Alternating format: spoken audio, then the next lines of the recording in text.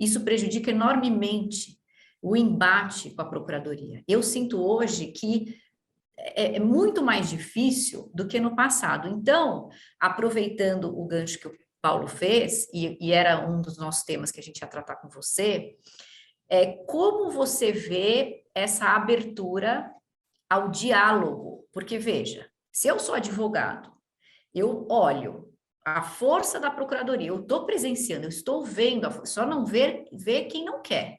Porque, assim, é uma força em todo o Tribunal Regional Federal aqui em São Paulo, nos tribunais superiores. Chega um caso importante aqui no TRF para ver se a Procuradoria não está em peso, despachando, atuando estrategicamente, peças bem elaboradas. Não existe mais o que era no passado. Então, eu te pergunto, diante desse cenário todo, que eu acho que as pessoas precisam se conscientizar, essa abertura ao diálogo, ela não vem para tornar esse litígio, vamos dizer, tirar esse litígio do judiciário e as partes conseguirem, ambas, cedendo um pouco cada uma, chegar numa melhor solução? Essa aqui é a minha pergunta.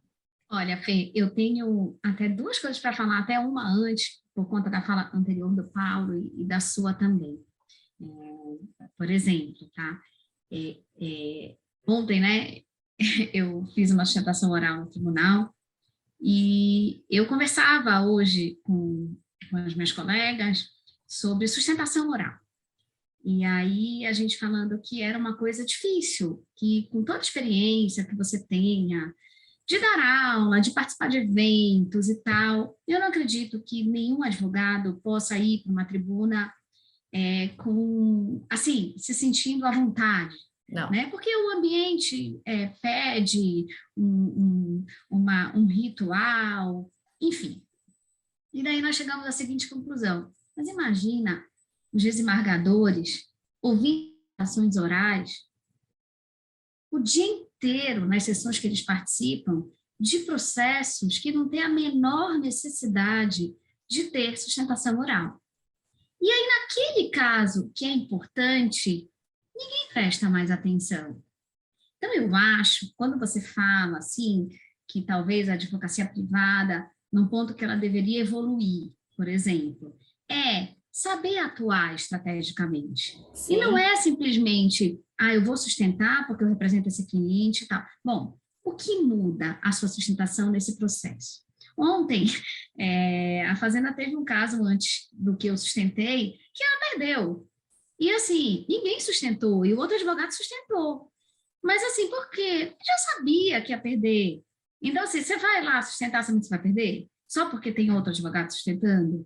Não, você tem que ter um mínimo de saber diferenciar o joio do trigo e saber onde atuar. Eu acho que essa virada de chave, talvez a advocacia privada, ela precisa ter, né?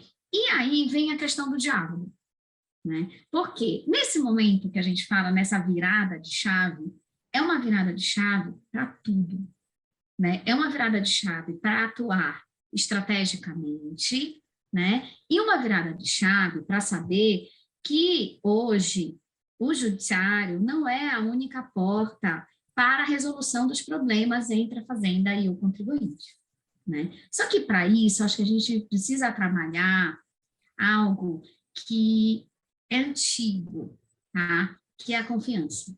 Uhum. Talvez essa relação de confiança entre fisco federal e contribuinte, aqui eu estou falando do fisco federal, que é quem mais se abriu para essa possibilidade, né? Essa relação de confiança, ela está sendo estabelecida. E eu acho que cada vez mais que as transações evoluem, que o contribuinte identifica que a fazenda quer dialogar e que a fazenda não está ali para tentar ferrar o contribuinte, não é esse o objetivo dela, né? Me parece que nesse momento você vira a chave e você começa a ver que há outros caminhos. Eu estou falando isso porque, por exemplo, com a transação, nós já falamos muito de transação nas nossas aulas, nossos eventos, enfim. E é tão engraçado as perguntas que a gente recebe. Uhum. Mas eu preciso desistir, né, da discussão. Sim, claro. Básicas, né? Mas e se vocês não autorizarem o meu pedido de transação? E aí? Eu desisti e não transacionei. Como é que fica? Olha, no mínimo, você precisa confiar. E se seu pedido de transação não for adiante, ninguém vai interditar para você a via ordinária de resolução do seu conflito.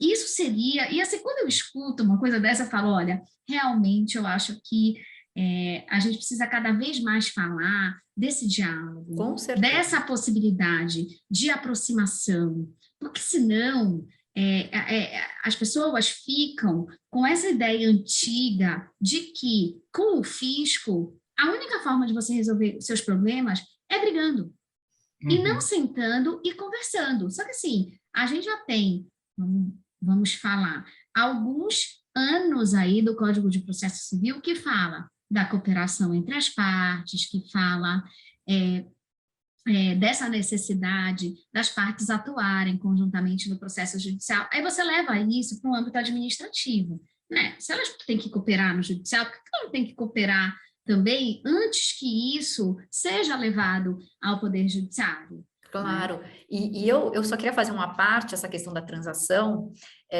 que eu acho que a gente tem que falar muito ainda, que as regras que a Procuradoria coloca em portarias, elas partem de um juízo de conveniência e oportunidade para aquela transação.